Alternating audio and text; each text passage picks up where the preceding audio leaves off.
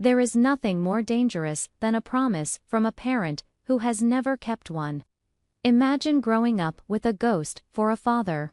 You spend 18 years learning to survive without him. Then, right as you are about to cross the finish line of high school, he shows up. He smiles. He says, "I regret missing your life. Let me fix it. Let me pay for your college." You want to believe him. You need to believe him because you can't afford tuition on your own, so you let your guard down. You sign the papers. You trust him. But what happens when the bill comes due? What happens when the university sends the eviction notice, and you call the man who promised to save you, and he just laughs? Today's story is about the cruelty of conditional love, the fragility of a narcissist's ego, and the expensive price of an apology that you don't owe. Welcome back to the channel. Today we are covering a story from a 19-year-old student who found out the hard way that free money from a toxic parent is actually the most expensive debt you can take on. She's a full-time college student, fighting for her future. Her father is 61, and for the vast majority of her life, he was a ghost. He walked out on the family when Maya was just 6 or 7 months old. He didn't raise her. He didn't wipe her tears. He didn't teach her to drive. For nearly 2 decades, their relationship consisted of a generic phone call, maybe once a year. A voice on a wire, nothing more. Maya grew up in a low-income household. She and her mom scraped by. She learned early on that if she wanted something, she had to earn it, because no cavalry was coming to save her. Because they couldn't pay the full tuition up front, they set up a monthly payment plan with the university. At first, it was perfect. The first few payments cleared. Maya attended classes, bought her books, and started her freshman year feeling secure. For the first time, she had a dad, and she had security. But here is the thing about inconsistent people. They struggle with consistency. The thrill of the grand gesture wears off, and the boring reality of the monthly bill sets in. Little by little, the payments started arriving late. Then, they stopped arriving at all. If she didn't pay it, she would be barred from registering for the next semester. Essentially, she was being kicked out. $3,000 might as well have been $1 million. She didn't have it. Her mom didn't have it. She took a screenshot of the email, the digital proof of her impending failure, and texted it to her dad. She waited a few hours, letting it sink in, her hands shaking. Then she called him.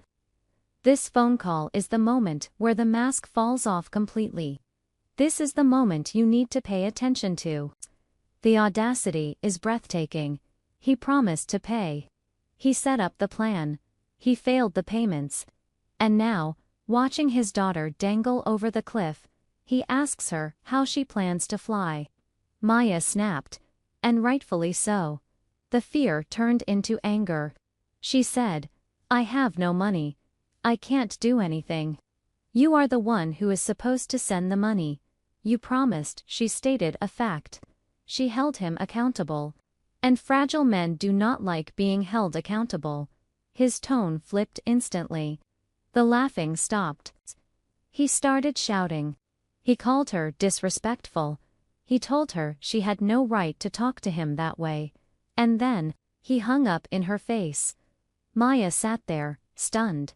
The dial tone buzzing in her ear. The silence of the room crashing down on her. She went to her mom, devastated. Her mom, being a protective parent, immediately called the father to fix this. But he dug his heels in. He told the mother, "She is too disrespectful. I'm done. I'm not sending another dime. She's an adult now. Fine. She can fend for herself. I'm done with both of you." Just like that. The regret he felt at graduation. Gone. The desire to be a father. Gone. Because his daughter dared to ask him to keep his word, he burned the bridge again. It took him 18 years to come back, and 18 seconds to leave. But here is the twist. The final knife in the back. A couple of days passed. The dad let Maya sweat. He let her sit in the fear of expulsion. Then he called the mom again with an offer. A ransom demand. He said, "I'll think about sending the money. If she calls me and apologizes." He wants Maya to crawl. He wants her to beg. He wants her to apologize for disrespecting him by asking him to pay the bill he promised to pay. Maya refused. She told her mom, "I haven't done anything wrong. I wasn't disrespectful. I was honest.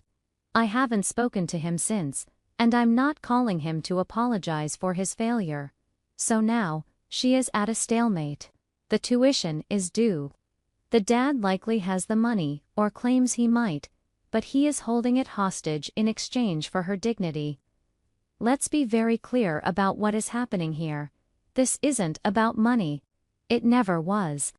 This is about power. This father fits the profile of a narcissist. He wanted the applause at graduation. He wanted to be the hero who swooped in with the checkbook. He wanted the feeling of being a good father without doing the work of being a reliable one. When the payments became annoying, or when he ran out of money because he's irresponsible, he stopped. But instead of admitting he was broke, which would hurt his ego, he waited for Maya to get upset. Why? Because if she gets upset, he can make the fight about her tone, instead of his failure. He laughed at her distress because it made him feel powerful. Asking, "What are you going to do?"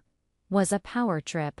He wanted to see her squirm, and now, demanding an apology. That is the final test. He is saying, "I will only help you if you submit to me. I will only pay for your school if you admit that I am the boss and you are the beggar." Maya is asking the internet if she is the a-hole for refusing to apologize. The answer is a resounding no tide. Maya, if you are listening, you are not being disrespectful. You are being financially abused. He dangled a carrot in front of you, waited until you were dependent on it, and then snatched it away to see if you would jump. If you apologize now, you are teaching him that his love is transactional. You are teaching him that he can fail you, laugh at you, and you will be the one to say sorry. That is a dangerous precedent to set for the rest of your life. This $3,000 isn't a gift, it's a leash. And honestly, even if you apologize, there is no guarantee he sends the money. He might just enjoy the apology and then say, "I still don't have it." Option B, stand her ground, refuse to apologize, risk dropping out, but keep her silent. Let me know what you would do. If you've ever had a parent use money as a weapon, drop A in the comments so we know we aren't alone. Don't forget to like and subscribe for more stories about the psychology of toxic families. Stay strong, protect your peace, and never apologize for the truth. See you in the next one.